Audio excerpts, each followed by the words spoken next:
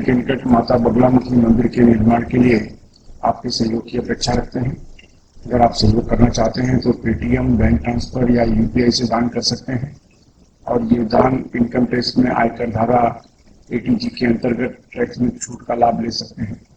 इसके बारे में अधिक जानकारी नीचे डिस्क्रिप्शन में दी गई है। मुंबई के निकट वज्रेश्वरी में 2 दिन का 64 योगिनी साधना शिविर का आयोजन होने जा रहा है।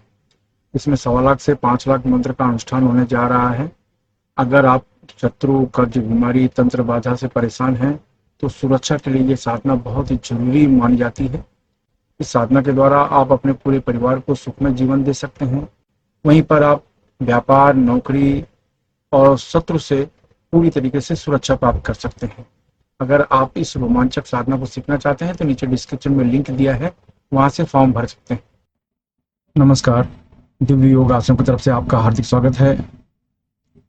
आज का जो प्रयोग है विशेष प्रयोग माना जाता है। ये एक खास प्रकार का पत्ता होता है। ये अगर हम अपने घर में स्थापित करते हैं तो इसके जो प्रभाव होते हैं, इसके कारण जो परिवार में बदलाव आते हैं वो बहुत ही आश्चर्यजनक होते हैं। आज इसी विषय पर चर्चा करेंगे। पारिवारिक जीवन की बात करें तो आप बहुत धन कमाते हैं, आपके पास बहुत कुछ है, लेकिन कहते हैं ना, परिवार आपका अस्त व्यस्त है तो आपका जीवन सुखी कैसे हो सकता है? आप खुशहाल कैसे हो सकते हो?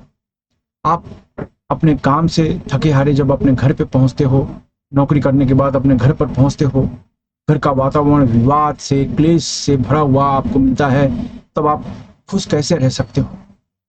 आप मन को शांत करने के हिसाब से घर में जाते हो, लेकिन वहां का वातावरण इस तरह का होता है कि आपका पूरा मन अशांत हो जाता है। ऐसा लगता है घर से बाहर बैठूं। ऐसा क्यों होता है? कहने का मतलब आपके पास सब कुछ तो है, फिर भी ये मानसिक सुख क्यों नहीं है? जीवन का ये आधार है। जिसके जीवन में पारिवारिक सुख अगर मिलना शुरू हो जाता है, मानसिक सुख मिलना शुरू हो जाता है, उसके घर में धन की वृद्धि निरंतर होती ही रहती है। और धन जो होता है, सात्विक धन आता है। ऐसे धन पर किसी की नजर भी नहीं लगती। कहने का मतलब है, पति पत्नी में अनबन है, भाई बहन में अनबन है, माता पिता में अनबन है, बाप बेटे में अनबन है। ये जो चीजें हैं, जो पारिवारिक रिश्ते हैं, ये हमारे कार्य को, हमारे उद्देश्य को कमजोर कर देते हैं, हमारी प्रगति को कम कर देते हैं। तो ये बहुत जरूरी होता है कि हमारी पारिवारिक रिश्ते, हमारे विवाहित जीवन के रिश्ते अच्छे होने चाहिए, मधुर होने चाहिए। इसके लिए विशेष प्रकार का उपाय होता है। वो उपाय होता है बेलपत्र। आप जानते हैं भगवान शिव को बेलपत्र चढ़ाया जाता है। अगर बेलपत्र को विशेष विधि करके हम अपने पास रखें, अपने घर के मंदिर में रखें, किसी कागज में रखें, किसी डायरी में रखें, तिजोरी में रखें, अलमारी में रखें, आप उसके अनुभव को जानकर आश्चर्यचकित रह जाएंगे। आज इसी विषय पर चर्चा करने जा रहे हैं और जानने की कोशिश करेंगे कि ये जो बेलपत्र होता है, इसको हम प्रयोग में कैसे लाते हैं। ऐसे नहीं कि आपने पेड़ से बेलपत्र तोड़ लिए या बाजार से बेलपत्र ले लिया और उसको आपने उपयोग किया, इससे कुछ फायदा नहीं होता। कुछ प्रयोग होते हैं जो उसके ऊपर करने पड़ते हैं। क्या करें? ढीले ढाले वस्त्र पहनकर किसी भी शांत कमरे में बैठ जाओ। जमीन पर नहीं बैठ सकते तो किसी कुर्सी पर या सोफे पर शांत होकर बैठ जाओ। एक छोटा सा लाल कपड़ा बिछा लो, नहीं तो तांबे की थाली, पीतल की थाली या स्टील की थाली अपने पास रखो। रखने के पास बेलपत्र आपने देखा होगा, 3 पत्तियों का एक उनका गुच्छा होता है। 3-3 पत्तियां लगी रहती हैं बेलपत्र में। तो 3-3 पत्तियों वाले आप 3-4 बेलपत्र ले सकते हैं। एक बेलपत्र में 3 पत्तियां लगी रहती हैं, ऐसे 3-4-5 आप ले सकते हैं आपके काम के अनुसार।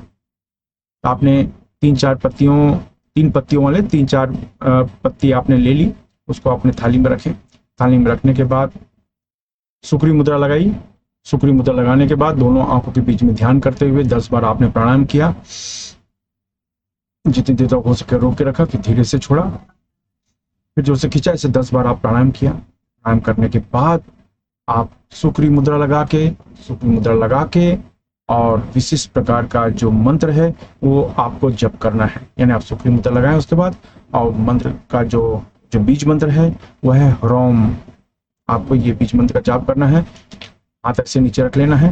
ह्रोम ह्रोम ह्रोम ह्रोम ह्रोम ह्रोम ह्रोम। ह्रोम जो होता है भगवान शिव का बीज मंत्र माना जाता है और भगवान शिव जी हैं गृहस्थ जीवन के देवता माने जाते हैं। तो यहाँ मुद्रा लगाई, ह्रोम ह्रोम ह्रोम ह्रोम ह्रोम ह्रोम ह्रोम ह्रोम ह्रोम। आप इसको दो तरीके से मकार भी लगा सकते हो, गकार भी लगा सकते हो। मकार यानी ह्रोम ह्रोम ह्रोम ह्रोम, म आ जाएगा आगे, और गकार भी लगा सकते हो, रोंग रोंग रोंग रोंग रोंग। जो भी तरीके से आपको जमे वो आप मंत्र का जाप करना है। वो मंत्र आप एक माला, दो माला, जो भी जप कर सकते हैं, कम से कम एक माला आपको जप करना है 108 बार। कोई माले की जरूरत नहीं, माला है तो ठीक है, नहीं माला है तो भी ठीक है। आप एक माला, दो माला, तीन माला आपको मंत्र का जाप करना है बस। ये मुद्रा लगा के, ये मुद्रा लगाने के बाद जब ऐसा हो जाता है, मंत्र का जाप आप कर चुके होते हैं, इसके बाद किसी को फल या भोजन का आप दान करते हैं। ये क्रिया किसी भी सोमवार कृष्ण पक्ष की त्रयोदशी से कर सकते हो। ये एक दिन का प्रयोग होता है, किसी भी सोमवार या किसी भी कृष्ण पक्ष की त्रयोदशी। आप देखेंगे किसी भी महीने की जो कृष्ण पक्ष की त्रयोदशी होती है उस दिन छोटी शिवरात्रि मानी जाती है। तो सोमवार या कृष्ण पक्ष की त्रयोदशी, ये 2 दिन ये प्रयोग किए जाते हैं। तो आपने ये मुद्रा लगाई, ये मुद्रा लगाने के बाद रोम बीज मंत्र का जाप किया। रोम बीज मंत्र का जाप कर एक माला, दो माला, बहुत ज्यादा करने, आप ज्यादा करते हैं अच्छी बात है, लेकिन कम से कम 1-2 माला मंत्र का जाप करो। और किसके लिए किसी माला की जरूरत नहीं है, ऐसे ही आप मंत्र का जाप करो। ये करने के बाद किसी को फल या भोजन का आप दान कर दो, पैसे दान नहीं करना। ये करने के बाद अब वो जो बेलपत्र है, वो बेलपत्र है, उसमें एक बेलपत्र आप चाहिए तो अपनी तिजोरी में रखें, एक बेलपत्र चाहिए तो अपने घर के मंदिर में रखें, एक बेलपत्र चाहिए तो आप जो हिसाब किताब लिखते हैं वो डायरी में रखें। इस तरीके से जहां भी आपको लगे, एक बेलपत्र अपने ऑफिस में रखें।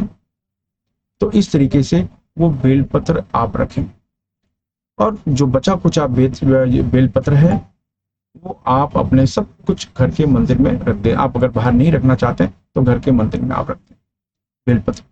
बेलपत्र किसी कागज में डाल के उसको ऐसे भी रख सकते हैं, जरूरी नहीं कि इसको ऊपर दिखाकर आपको रखना है, ऐसा भी जरूरत नहीं है।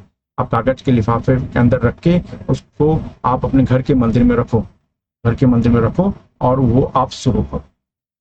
शुरू करने का मतलब है कि जब कोई भी कार्य के लिए आप जाते हैं तो हाथ जोड़ के आप जाओ।